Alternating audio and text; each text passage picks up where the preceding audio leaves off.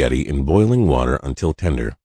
Meanwhile, mix 2 cups nut meatloaf, 1/2 cup onions, 1/2 cup chopped celery, 1/8 cup hot pepper, or to flavor, and Italian tomato sauce. Form into balls and fry in pan at medium temperature. Serve with spaghetti and more Italian tomato sauce. Lesson 17. Footnotes. Number 1. Today the degree to which salt is a dissolver and eliminator of mucus inside the body is a debatable point. As you eliminate the salt from your body, the mucus that you eliminate actually becomes much less salty. Overall, it is advisable to avoid table salt from the beginning.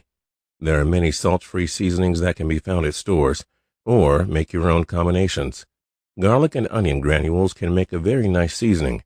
Oregano, thyme, and other herbs are also very nice to use. If salt is badly craved, sea vegetables such as kelp granules or dulse flakes make a safe alternative to iodized table, sea, or crystal salt. Number 2. Similar to Lesson 14 with the problematic Ragnar Berg table, this chapter on vegetarian menus needed minor upgrades for the 21st century reader. First, it should be noted that much of this chapter was added by the book's editor, Fred Hirsch, and not Arnold Ehret. Also, the menus in this chapter have considerably changed over the years. Items like protos, meat substitute made out of wheat gluten, that were heavily used in the 4th edition, 1924, were eliminated by the 22nd edition, 1994. My goal is not to rewrite this chapter, but to improve on the menus presented. There are about 5 or 6 that I eliminated completely, as I find the ingredients or mixtures to be unsalvageable. Essentially, I eliminate all use of eggs, such as mayonnaise with egg, etc., rice and milks. I also changed all use of white potatoes, which Ehret strongly advises against eating, to sweet potatoes, which are almost mucusless when fully baked. And I got rid of most vegetaric meat substitutes and nut loaves, but left in a couple of them for people who feel they need to use them in the beginning. Although some vegans may protest, I keep some of the cottage cheese combinations intact. Many people do not need to use such a menu, yet they can be very helpful in certain cases. It is not something that more advanced practitioners need to explore. Further, if you are transitioning properly, you will not be able to tolerate any kind of dairy for very long. What I do not want to do is deprive someone of a transitional item that they may need or be able to use to overcome a challenging dietetic obstacle. Since transitional thinking is not finite, but ever-changing, the practitioner should know that such items cannot be eaten for extended periods. Those that only want to use the diet for a short period to heal will now have some things to fall back on that are better than a standard pus and mucus-forming diet. Overall, for every bad item, there must be an item of lesser evil that is only a step away. Eating the baked banana, applesauce, and chopped dates meal helped me get off of cottage cheese almost immediately. Wheat/grain toast, wheat spaghetti, etc. were all areas that I visited for varying periods of time to overcome hurdles. For more details about how I use these foods in my own transition, check out my book, Spira Speaks, Dialogues and Essays on the Mucusless Diet Healing System. Number 3, fresh vegetables should not be immersed and cooked in hot water, but lightly steamed or stewed. From this perspective, stewed onions may also be viewed as sautéed. An onion sauté is a great way to make the standard cooked mixture taste great. To create a sauté, heat some olive oil or grapeseed oil in a pan, and add chopped onions and optionally chopped garlic, and periodically move with the spatula until tender and slightly browned. Chopped celery and carrots may also make a nice addition to the sauté. Number 4. This is an editorial note added by Ehret's original editor, most trusted student, and former owner of Ehret's Literature Publishing Company, Fred S. Hirsch, 1888 through 1979. This note suggests that many of the mucus-lean transitional recipes listed in the chapter were not put into the original mucusless diet by Ehret, but added later by Hirsch.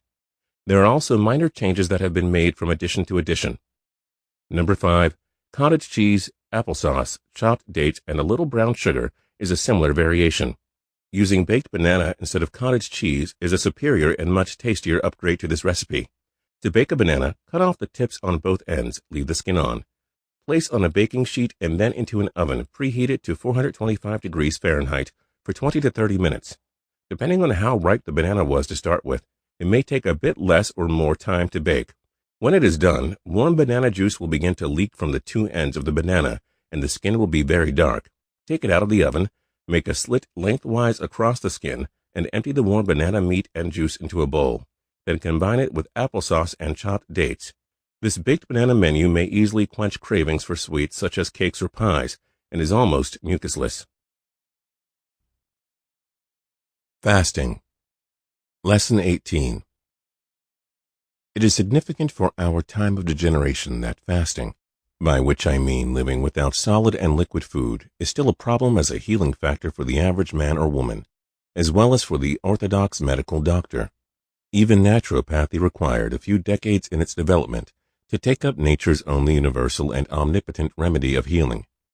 It is further significant that fasting is still considered as a special kind of cure, and due to some truly marvelous results here and there, it has quite recently become a worldwide fad. Some expert nature cure advocates plan out general prescriptions of fasting, and how to break a fast regardless of your condition or the cause from which you are a sufferer. On the other hand, fasting is so feared and misrepresented that the average person actually considers you a fool if you miss a few meals when sick, thinking you will starve to death, when in reality you are being cured. They fail to understand the difference between fasting and starvation. The medical doctor in general endorses and, in fact, teaches such foolish beliefs regarding nature's only foundational law of healing and curing. Whatever has been designed and formulated to eliminate the disease matters, and designed as natural treatments without having at least some restriction or change in diet or fasting, is a fundamental disregard of the truth concerning the cause of disease. Have you ever thought what the lack of appetite means when sick? And those animals have no doctors, and no drugstores, and no sanitariums, and no machinery to heal them. Nature demonstrates and teaches, by that example, that there is only one disease, and that one is caused through eating, and therefore every disease whatsoever it may be named by humans is and can be healed by one remedy only, by doing the direct opposite of the cause, by the compensation of the wrong, i.e., reducing the quantity of food or fasting. The reason so many, and especially long-fasting cures, have failed and continue to fail is due to the ignorance which still exists regarding what is going on in the body during a fast, an ignorance still existing even in the minds of naturopaths and fasting experts up to the present date. I dare say there may not be another person in history that has studied, investigated, tested, and experimented on fasting as much as I did. There is no other expert at present, as far as I know, who conducted so many fasting cures on the most severe cases as I did. I opened the first special sanitarium in the world for fasting, combined with the mucusless diet, and fasting is an essential part of the mucusless diet healing system. I have likewise made 4 public scientific tests of fasting of 21, 24, 32, and 49 days respectively as a demonstration. The latter test is the world's record of a fast, conducted under a strict scientific supervision of government officials. You may therefore believe me when I teach something new and instructive about what actually happens in the body during a fast. You learned in Lesson 5 that the body must first be considered as a machine, a mechanism made of rubber-like material which has been overexpanded during its entire life through overeating.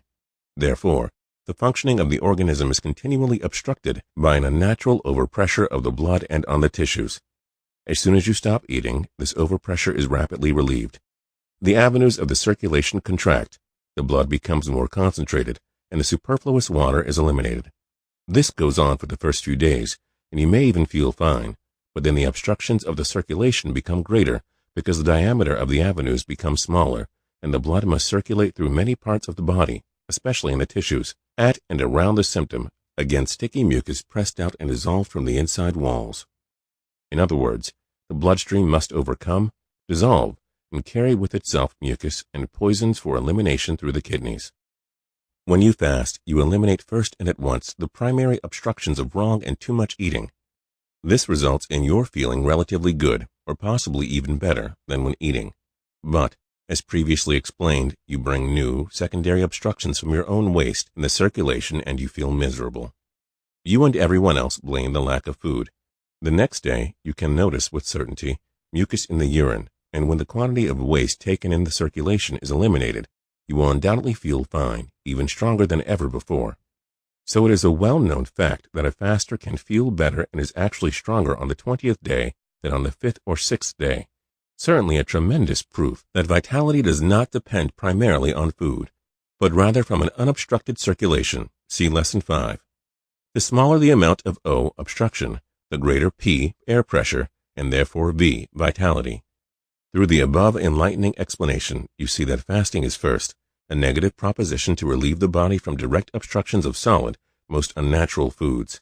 Second, that it is a mechanical process of elimination by contracting tissues pressing out mucus, causing friction and obstruction in the circulation. The following are examples of vitality from P. Power, air pressure alone.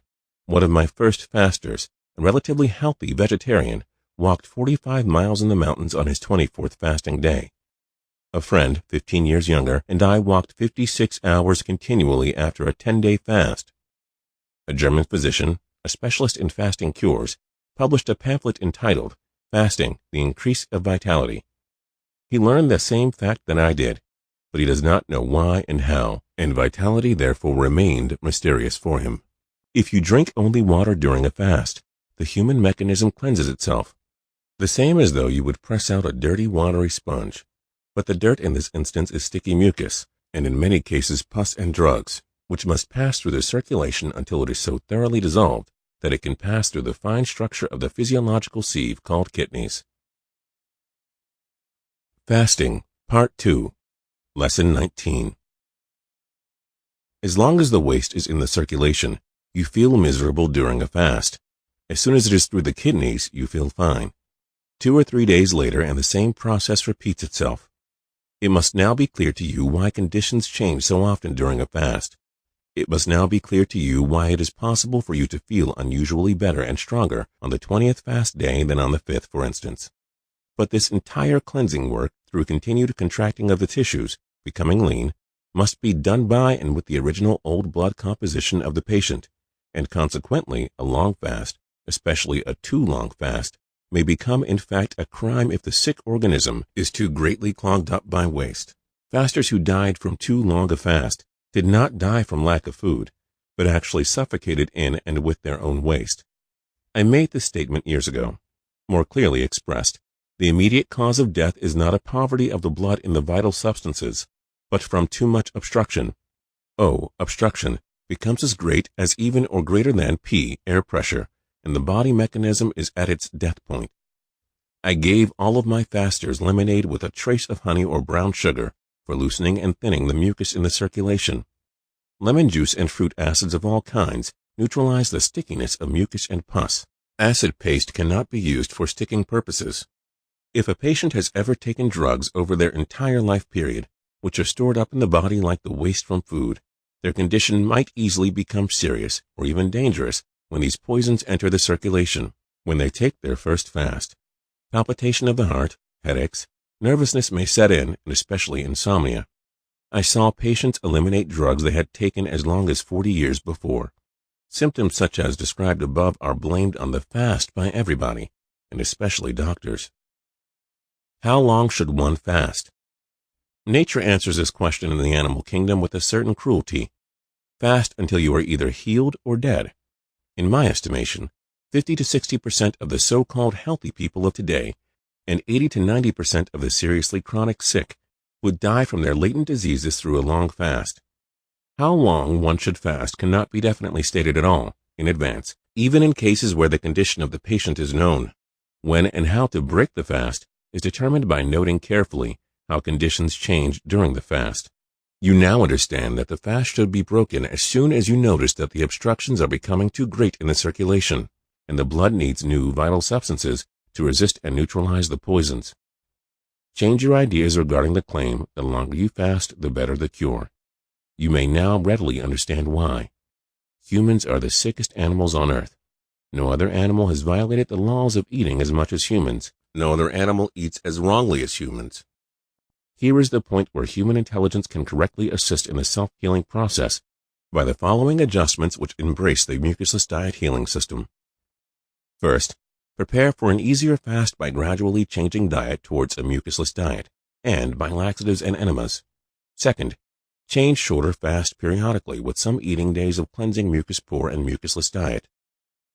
Third, be particularly careful if the patient used much drugs, especially if a mercury or saltpeter, oxide of silver, taken for venereal diseases, have been used, in which case a long, slowly changing preparative diet is advisable. An expert's suggestion to fast until the tongue is clean caused many troubles with fanatical fasters, and I personally know of one death. You may be surprised when I tell you that I had to cure patients from the ill effects of too long a fast. The reason will be clear later. In spite of the above, every cure, and especially every cure of diet, should start with a 2 or 3 day fast. Every patient can do this without any harm, regardless of how seriously sick they may be. First, a light laxative and then an enema daily makes it easier as well as harmless. How to break a fast. The right food after a fast is as important and decisive for proper results as the fast itself. At the same time, it depends entirely upon the conditions of the patient and very much upon the length of the fast. You may learn from the results of the 2 extreme cases, both of which ended fatally, not from the fast but from the first wrong meal. Just why this knowledge is so important. A one-sided meat eater suffering from diabetes broke his fast, which lasted about a week, by eating dates and died from the effects. A man over 60 years of age fasted 28 days, too long, his first meal of vegetarian foods consisting mainly of boiled potatoes. A necessary operation showed that the potatoes were kept in the contracted intestines by thick, sticky mucus so strong that a piece had to be cut off, and the patient died shortly after the operation. In the first case, the terrible poisons loosened in the stomach of this one-sided meat eater during his fast, when mixed with the concentrated fruit sugar of the dates, caused at once so great a fermentation with carbonic acid gases and other poisons that the patient could not stand the shock. The correct advice would be, first a laxative, later raw and cooked starchless vegetables, a piece of rough bran bread toast. Sauerkraut is to be recommended in such cases. No fruit should be eaten for a long time after the fast has been broken. The patient should have been prepared for the fast by a longer transition diet. In the second case, the patient fasted entirely too long for a person of his age without proper preparation. Hot compresses on the abdomen and high enemas might have helped the elimination, together with a strong eliminative laxative, and then starchless, mostly raw, vegetables, no fruits for a considerable time. Through these 2 very instructive examples, you may see how individually different the advice must be, and how wrong it is to make up general suggestions concerning how to break a fast. Lesson 19, Footnotes. Number 1. To avoid using honey or brown sugar, you may add the fresh juice of several apples or a handful of grapes. Number 2. Many modern-day practitioners of the mucusless diet healing system perform regular lemon juice enemas. For detailed instructions on lemon juice enemas, see my book Spira Speaks, Dialogues and Essays on the Mucusless Diet Healing System. Number 3. Breaking a fast properly is of the utmost importance. I will reinforce Ehret's statements with the following rules. Rule number 1. Do not break a fast with any mucus-forming foods. In fact, try to eat mucusless for several days after breaking the fast. You do not want to lose control if you start craving mucus-forming foods right after eating your first meal. You can either break your fast with a fruit meal or vegetable meal. The fruit meal is more aggressive, and if you are not clean enough, you could crave mucus afterward. A very laxative vegetable meal or salad can be beneficial. The key is to eat foods that create a laxative effect and travel through the intestines fast and efficiently. Rule number 2, do consistent enemas. In light of the above, one of the most important things during and immediately after a fast is regular colon irrigation. It is important that the newly loosened waste is kept moving. Fasting may be viewed as an art form, and the ability to eloquently break one is the mark of a true master. This is one reason why short fasts are recommended in the beginning. As you gain experience with short-term fasting periods, you will learn how to maintain total control when you break a fast of any length. Fasting, Part 3, Lesson 20. Important rules to be carefully studied and memorized. What can be said in general and what I teach is new and different from the average fasting experts and is as follows. Number 1, the first meal and the menus for a few days after a fast must be of a laxative effect and not of nourishing value as most others think. Number 2, the sooner the first meal passes through the body, the more efficiently it carries out the loosened mucus and poisons of the intestines and the stomach. Number 3, if no good stool is experienced after 2 or 3 hours, help with natural laxatives and enemas. Whenever I fasted, I always experienced a good bowel movement at least 1 hour after eating, and at once felt fine. After breaking a long fast, I spent more time on the toilet than in bed the following night, and that was as it should be.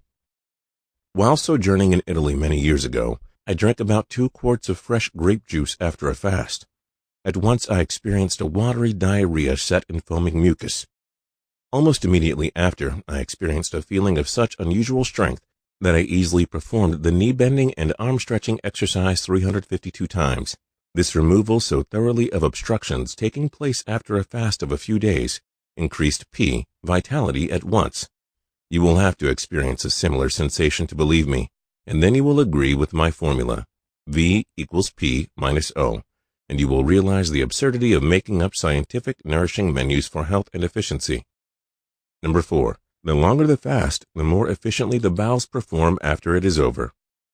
Number 5. The best laxative foods after a fast are fresh sweet fruits. The best of all are cherries and grapes. Soaked or stewed prunes are good too. These fruits must not be used after a meat eater's first fast, but only for people who have lived for a certain time on mucusless, or at least mucus-poor foods, the transition diet.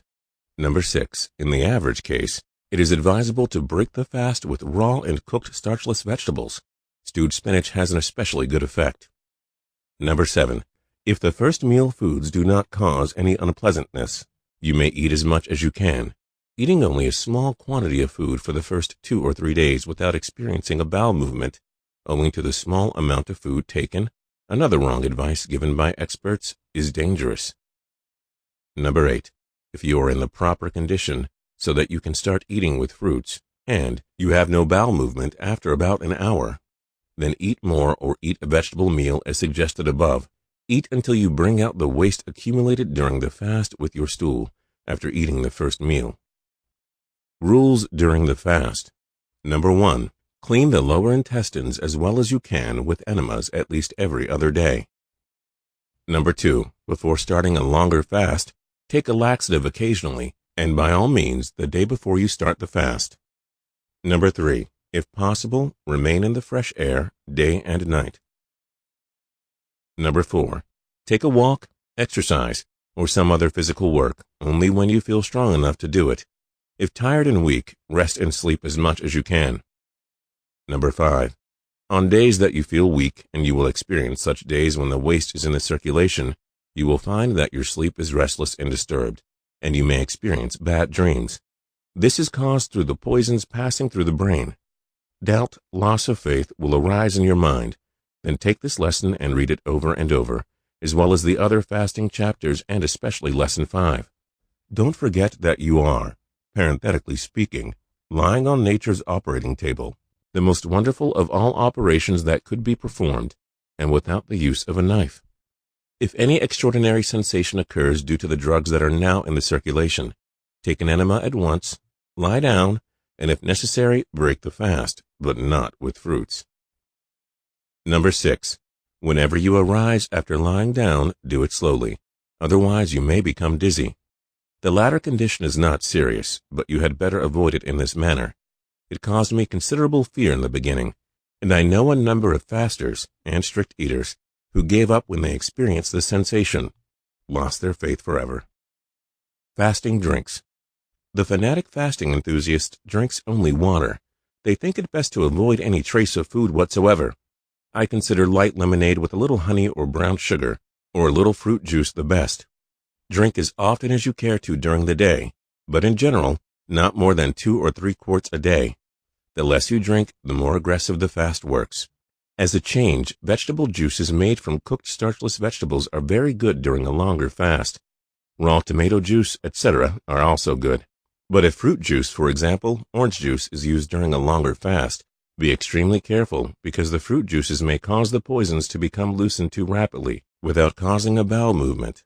I know a number of such fruit or fruit juice fasts which failed completely because all mucus and poisons, if loosened too fast and too much at one time, disturbs all organs too greatly when in the circulation. This waste can only be eliminated through the circulation and without the aid of bowel movements. Morning fast or non-breakfast plan. The worst of all eating habits nowadays is to stuff the stomach with food early in the morning. In European countries, excepting England, no one takes a regular meal for breakfast. It is generally a drink of some kind with bread only. The only time that humans do not eat for 10 to 12 hours is during the night while they are asleep. As soon as their stomach is free from food, the body starts the eliminating process of a fast. Therefore, encumbered people awaken in the morning feeling miserable and usually have a heavily coated tongue. They have no appetite at all, yet they demand food, eat it, and feel better. Why? Another mystery revealed. This is one of the greatest problems I've solved, and is one that puzzles all experts who believe it is the food itself. As soon as you refill the stomach with food, the elimination is stopped, and you feel better. I must say that this secret which I discovered is undoubtedly the explanation of why eating became a habit and is no longer what nature intended it to be, namely a satisfaction, a compensation of nature's need of food. This habit of eating, affecting all civilized humankind, and now physiologically explained, involves and proves the saying I coined long ago. Life is a tragedy of nutrition. The more waste humans accumulate, the more they must eat to stop the elimination. I had patients who had to eat several times during the night to be able to sleep again. In other words, they had to put food in the stomach to avoid the digestion of mucus and poisons accumulated there. Lesson 20. Footnotes. Number 1. It must be understood that Ehret does not have a strict or dogmatic definition of what is and is not fasting. In his book, Rational Fasting, as well as the Mucusless Diet Healing System, Ehret discusses a spectrum of fasting experiences from water to juice fasting to all fruit dieting. First, he explains, we need only to give a patient of any kind nothing but mucusless food, for instance, fruit or even nothing but water or lemonade. We then find that the entire digestive energy, freed for the first time, throws itself upon the mucous matters accumulated since childhood and frequently hardened, as well as on the pathological beds formed therefrom. Rational fasting. Ehret continues, if you drink only water during a fast, the human mechanism cleanses itself, the same as though you would press out a dirty watery sponge. But the dirt in this instance is sticky mucus, and in many cases, pus and drugs, which must pass through the circulation until it is so thoroughly dissolved that it can pass through the fine structure of the physiological sieve, called kidneys. Rational Fasting, Lesson 18, Fasting Part 1. Above, Ehret uses water fasting to illustrate principles related to the way in which the body cleanses itself. Here, Ehret highlights the notion that the body heals itself when properly cleansed of obstructions. While talking about one of his own water fasts, he explains, while sojourning in Italy many years ago, I drank about 2 quarts of fresh grape juice after a fast. At once, I experienced a watery diarrhea set in foaming mucus. Rational Fasting, Lesson 20, Fasting Part 3. Since he had also been water fasting, he viewed the fresh grape juice as breaking his fast. Also Ehret's famous public scientific test of fastings of 21, 24, 32, and 49 days. Rational Fasting, Lesson 18. Conducted under strict scientific supervision of Swiss government officials are water fasts. With that said, Ehret does not emphasize water fasting as the default modality for most of his own patients, or advocate long water fasts. He explains, as I have stated before, I am no longer in favor of long fasts.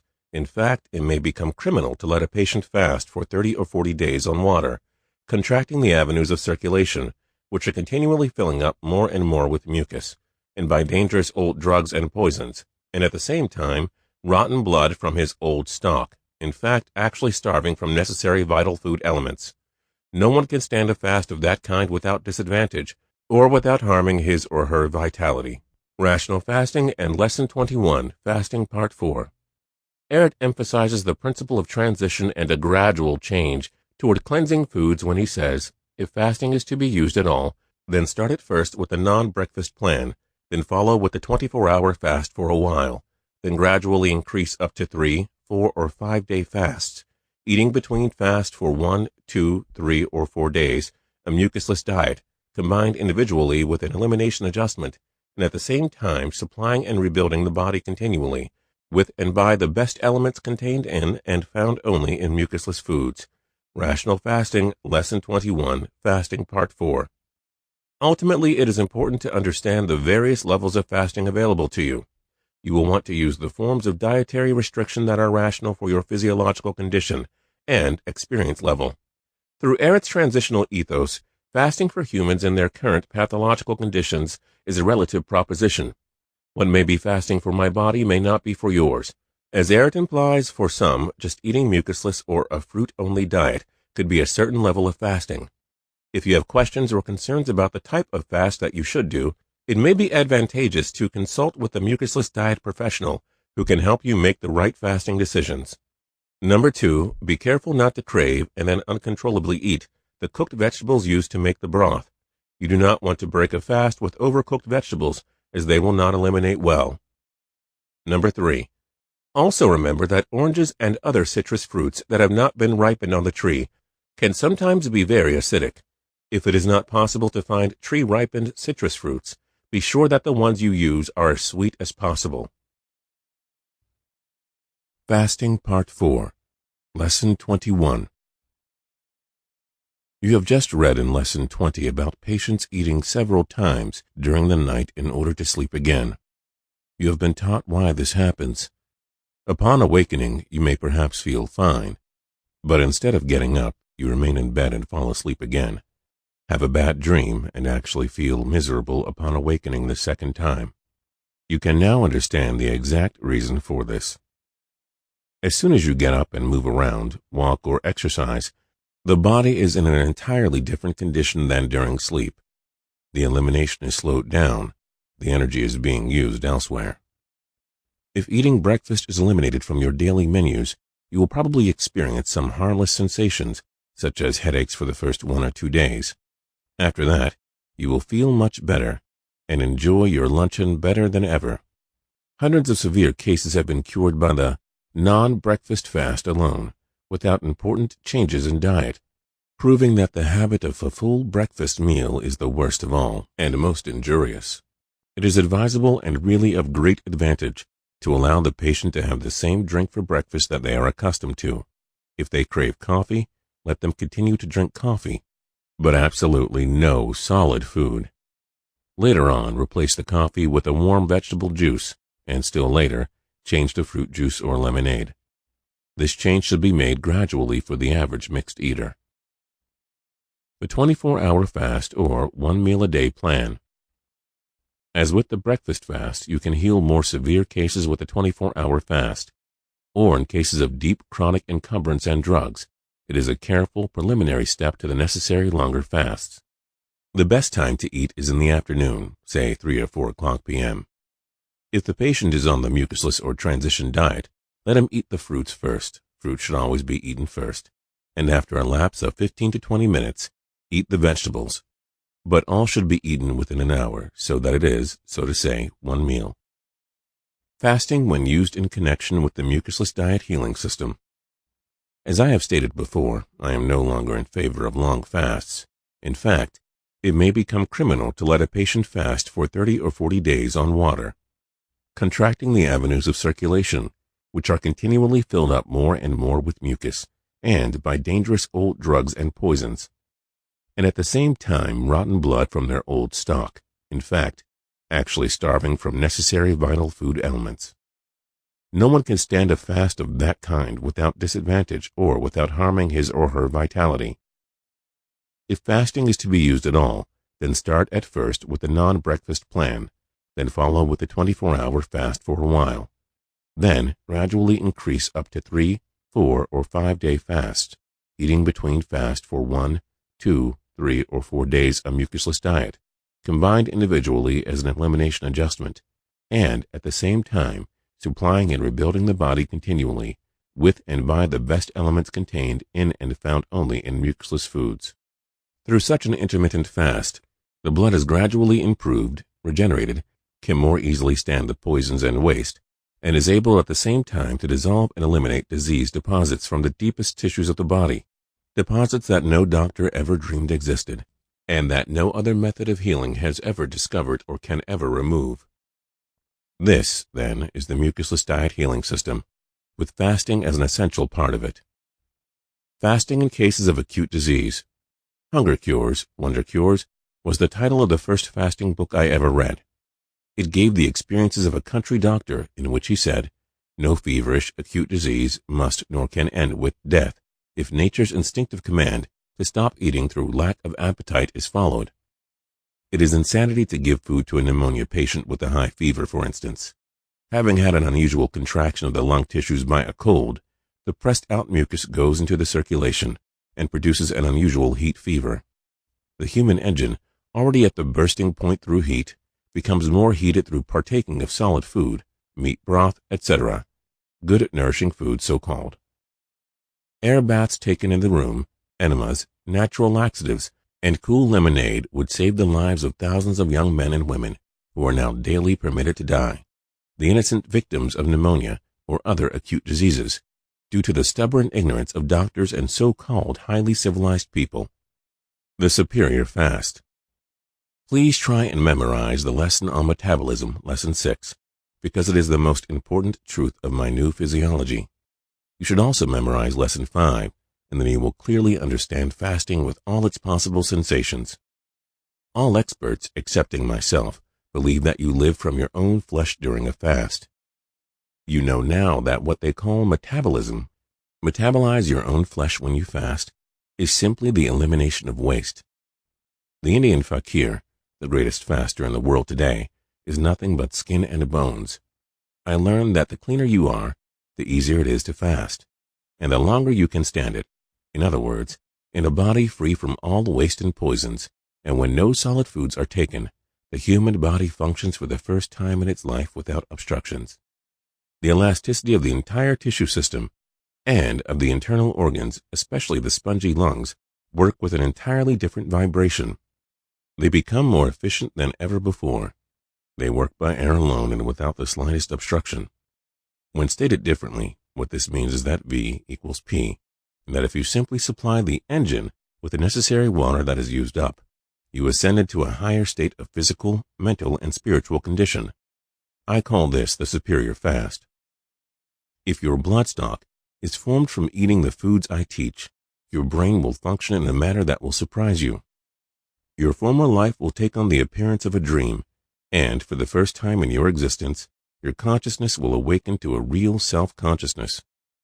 Your mind, your thinking, your ideals, your aspirations, and your philosophy will change fundamentally in such a way so as to beggar description. Your soul will shout for joy and triumph over all misery of life, leaving it all behind you. For the first time, you will feel a vibration of vitality through your body, like a slight electric current that shakes you delightfully. You will learn and realize that fasting and superior fasting, and not volumes of psychology and philosophy, is the real and only key to a superior life, the revelation of a superior world, and to the spiritual world. Lesson 21, Footnotes. Number 1. This paragraph illustrates Ehret's transitional methodology very well. Here he recommends a gradual change from a more dangerous substance, such as coffee, to improved substances, such as warm vegetable juice or fruit juice. Studying such passages can help you to adopt a transitional way of thinking that can greatly improve your practice of the mucusless diet. Number 2. The nature of what Ehret describes as the superior fast is an interesting question. Above, Ehret says, and if you simply supply the engine with the necessary water that is used up, you ascend into a higher state of physical, mental, and spiritual condition. I call this the superior fast. Some people interpret this to mean that water fasting is a superior fast. In other words, that Ehret infers that water needs to be replenished through drinking.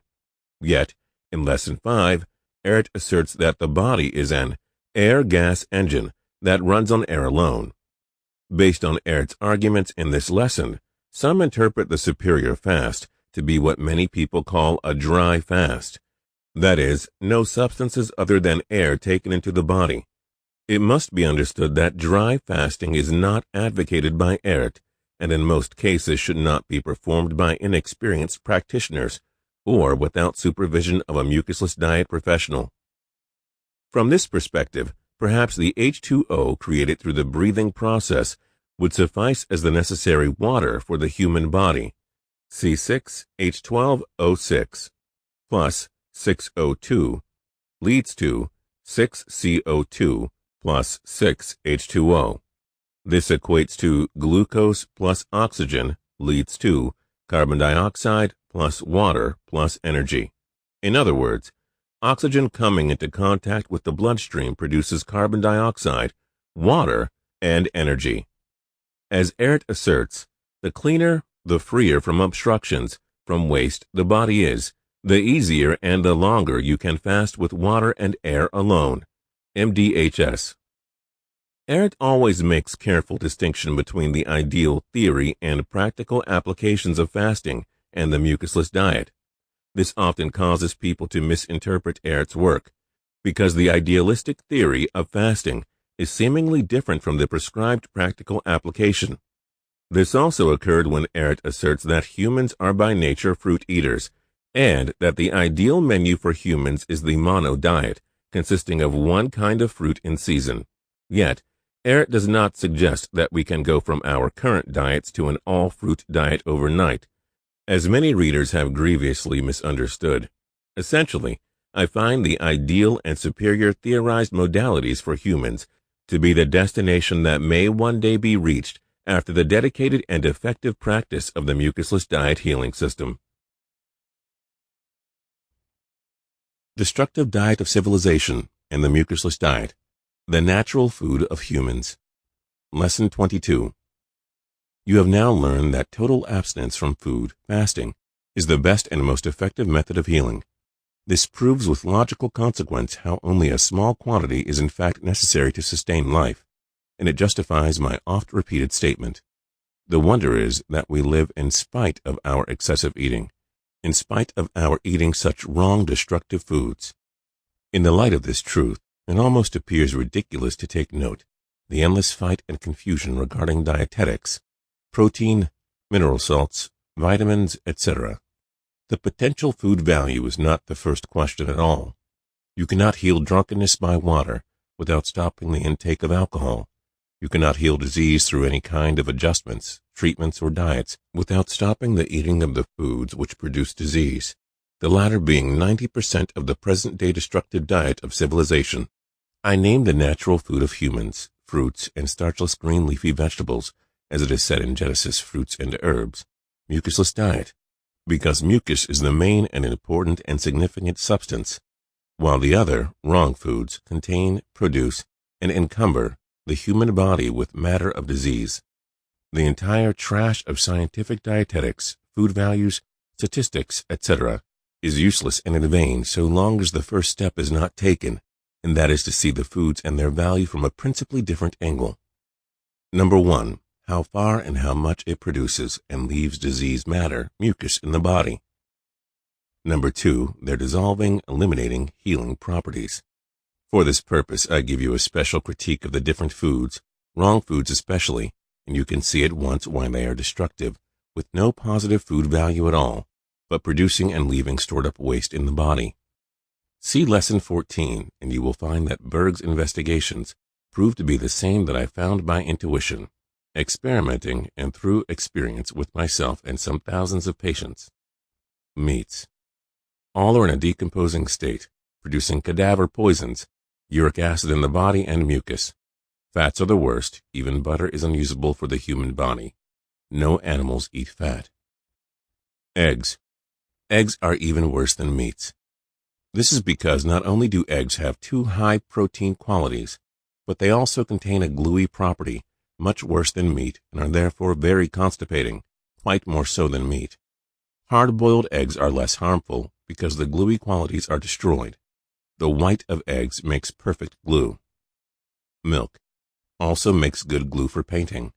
Cow's milk is too rich for adults and for babies, and it is plainly destructive. A baby's stomach cannot digest what a calf can. If milk must be used, then add at least half water and some sugar. Sour milk and buttermilk are less harmful and possess some laxative qualities. The gluey, sticky properties disappear. Cottage cheese with stewed fruit, see Lesson 15, is good for transition diet. All other kinds of cheese are highly acidic and are mucus formers. Fats. All fats are acid forming, even those of vegetable origin, and are not used by the body. You will like, crave, and use them only as long as you can still see mucus in the magic mirror. What doctors call heat calories is caused by the fats in friction. Obstruction in the circulation, they constipate the small blood vessels. Cereals. Cereals and all flour products form mucus and acid. The worst of all is white flour because it makes the best paste. Bran, graham, whole wheat, or rye bread are less harmful because they have lost their sticky properties. When done well, or toasted and well baked, they are much less harmful.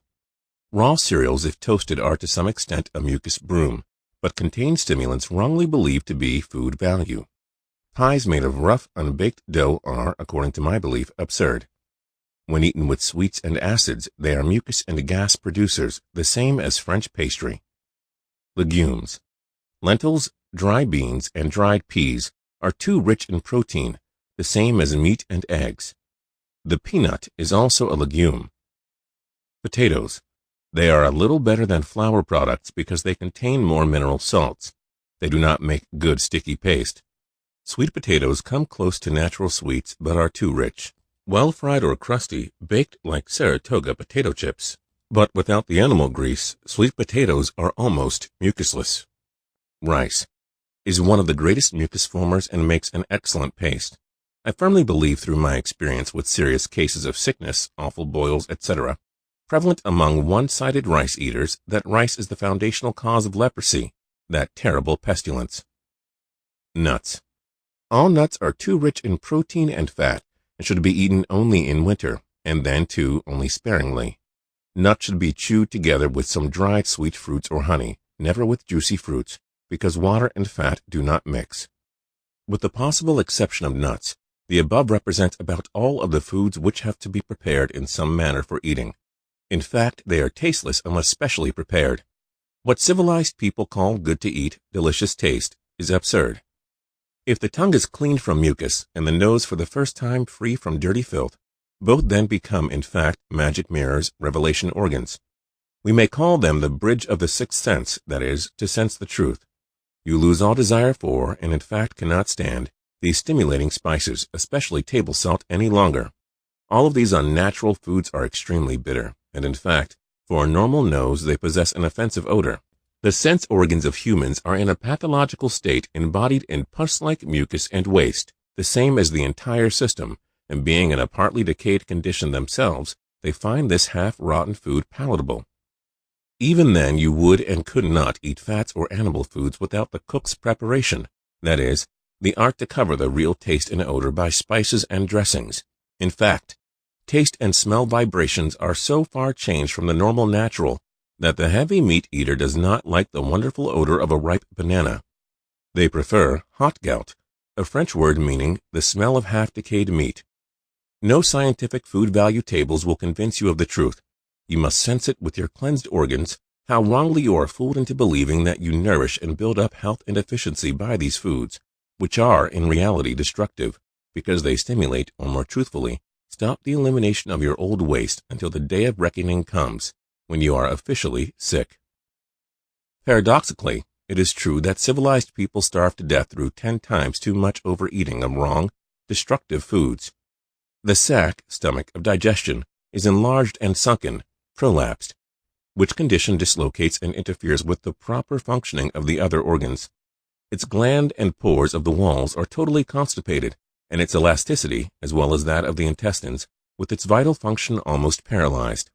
The abdomen is an abnormally enlarged sac of fatty, watery, dislocated organs through which half or even more of the decayed foods of civilization slide.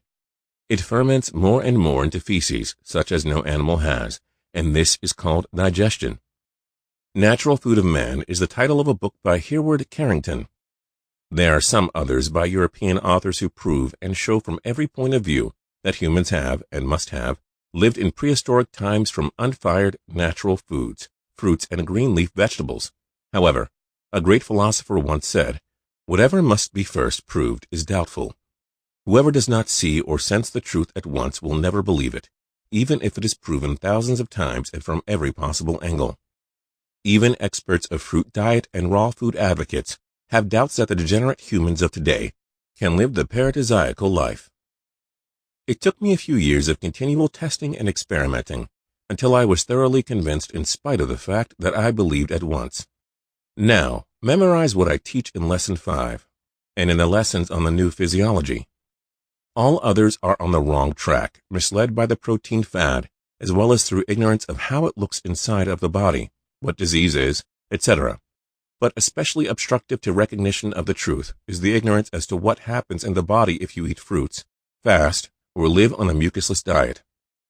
This fact that the interpretation of all and every sensation, which becomes more and more strange and new, the more and deeper healing process goes on, is based on the old physiology, and is therefore, and must be, consequently wrong. It is and was the stumbling block in the Enlightenment about drugless healing in the first place, and advanced dietetics in particular.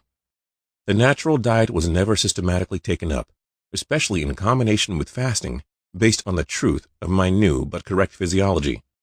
This is absolutely necessary to learn and to understand, if you believe and know unshakably the truth of Lesson 5, as well as the other lessons bearing on this subject. You will never doubt any more that fruits alone, even of but one kind, not only heal but nourish perfectly the human body, eliminating entirely the possibility of disease.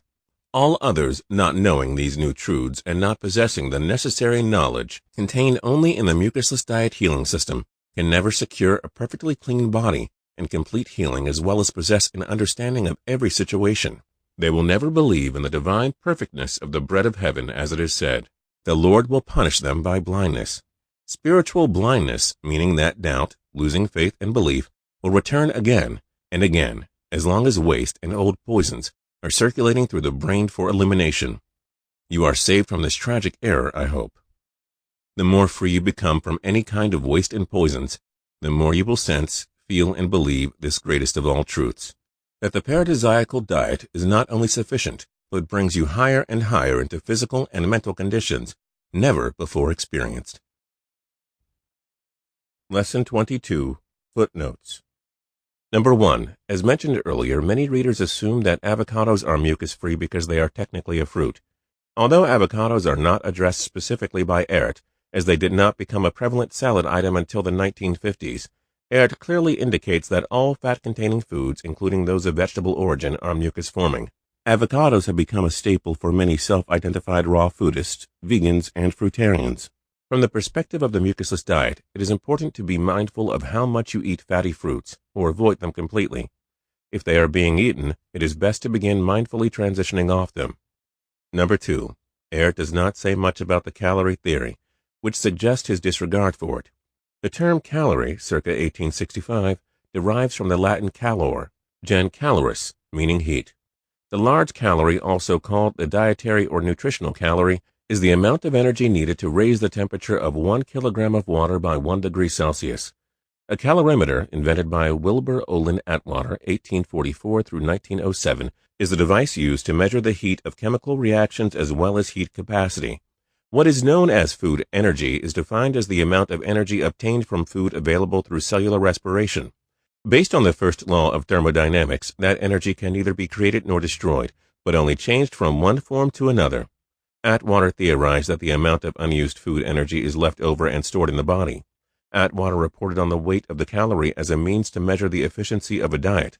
He stated that different types of food produced different amounts of energy, and he advocated that the optimal diet should include mostly proteins, beans, and vegetables, while fats and fruits were to be avoided. See Principles of Nutrition and Nutritive Value of Food by Atwater, 1904. But how is it possible for a calorimeter to incinerate food like a human body does? It simply does not. The way in which the body metabolizes food does not resemble the burning process used in a calorimeter. The way in which calories are conceived of in the dietary realm has shifted a bit since Ehret's time. Although fats are still estimated to represent 9 calories per gram, carbohydrates and proteins, flour, and fiber, sometimes counted separately, 2. Since Atwater's day, the practice of counting calories to restrict food intake in the hopes of losing weight has remained in fashion. The concept of calories is, at best, not useful and outdated, while the fanaticism surrounding it is most unfortunate. Ultimately, counting calories or the food energy of fruit and vegetables in the same way as a bag of white potato chips or a steak is the height of folly. From Ehret's perspective, the latter two are not foodstuffs fit for humans. How many calories does bleach have? Since we do not consider it to be food, the calculation has not been made. Humans, as a tropical frugivorous species, survive through years without endeavoring to measure the amount of heat it takes to raise the temperature of 1 kilogram of water by 1 degree Celsius, 1 large calorie. Such thinking has nurtured a fundamentally flawed notion of nutrition and metabolism, and enabled people to rationalize eating harmful substances. From Ehret's perspective, what Western dietitians view as energy from mucus-forming foods is nothing more than stimulation from a poison. Energy, i.e., true vitality in the human body, exists only in an internal environment that is free of acidic wastes, mucus, and uneliminated toxic foreign matters. For more on Ehret's theory of human vitality, see Lesson 5. Number 3. Earlier in the book, nuts are listed as mucusless. However, that contradicts what is said about nuts here.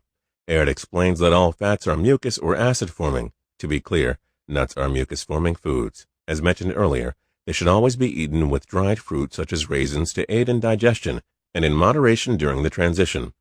Number 4. Hereward Carrington, Ph.D., 1880 through 1958, was a well-known British author and investigator of psychic phenomena. His subjects included several of the most high-profile cases of apparent psychic ability of his time, and he wrote over 100 books on subjects including paranormal and psychical research and progressive health. His most famous book, The Natural Food of Man, a brief statement of the principal arguments against the use of bread, cereals, pulses, and all other starch goods, 1912, explores the fruitarian nature of human beings. Sex. Lesson 23. Sex diseases. Through the knowledge received in past lessons, you now know and can realize more than any naturopath that there is no principal difference between any one kind of disease or another. In this particular case, however, we find an exception, but only insofar as the symptoms of syphilis are concerned. Venereal diseases can be healed by diet and fasting easily, for the simple reason that the patient is generally young in years. The cure becomes more aggravated, made more difficult if drugs have been used. This, of course, has unfortunately happened in almost every case. The so-called characteristic symptoms of any kind of syphilitic disease are due to drugs of one or several kinds. Gonorrhea. Nothing is easier to heal than this cold or catarrh at the sex organ, if untouched by drugs or injections. Doctors must admit that this condition may exist without actual sexual intercourse, and therefore the germ can hardly be blamed. Gonorrhea is simply an elimination through this natural elimination organ. One-sided meat eaters are very susceptible to this disease. Should a society girl contract it, they call it leukorrhea. If drug injections are used for any continued length of time, the mucus and pus are thrown back into the prostatic gland, bladder, etc. In case of the female, the entire womb, uterus, becomes inflamed, producing all kinds of typical woman diseases. I had hundreds of such cases where naturopathy failed to heal. Only fasting and this diet can help. Roselia or rose rash, a syphilitic eczema, characterized by its ham-gray shade. The gray shade of the whites of the eye is due to saltpeter acid, silver oxide injections. This is also the cause if gonorrhea enters the bone. All three are called syphilitic symptoms. Mercury is to blame for the hard chancre, secondary and tertiary syphilis. The so-called syphilis does not exist in the animal kingdom or among uncivilized people. Drugs are to blame for these destructive diseases, together with the diet of civilization. Sexual excesses are, of course, also to be blamed, but knowing exactly what disease is, you may agree if I expose the mystery of this disease with one stroke, i.e., drugs and extreme meat diet of civilization, are far more to blame than all sexual excesses together. For a patient poisoned especially by mercury, a very careful and long transition diet is necessary. A radical fruit diet or fast may become harmful, not through it, but caused by the drugs when they are dissolved and are back in the bloodstream for elimination. This condition requires so careful a control of the elimination that under all circumstances an expert with previous experience is required. The so very common disease of dislocation or falling of the womb can be healed, and only by this diet, together with long fastings combined with short fast, and with a long preparative diet. I have saved hundreds of patients suffering from prostatic gland inflammation, stricture, bladder disease, from the tortures of doctors. I have facilitated cures even after naturopathy had failed by natural methods of elimination through a new and perfect blood composition resulting from a mucusless diet. Sex psychology. It is significant for our civilization that sexual intercourse is seen as an immoral act. It is yet in the shade of a mystery. From a natural moral standpoint, says a philosopher, an unclean person has no right to produce a new being. You shall not only generate but reproduce yourself, says that great thinker Nietzsche. The fact is that we are all, with a very few exceptions, the cause of stimulants instead of love vibrations exclusively.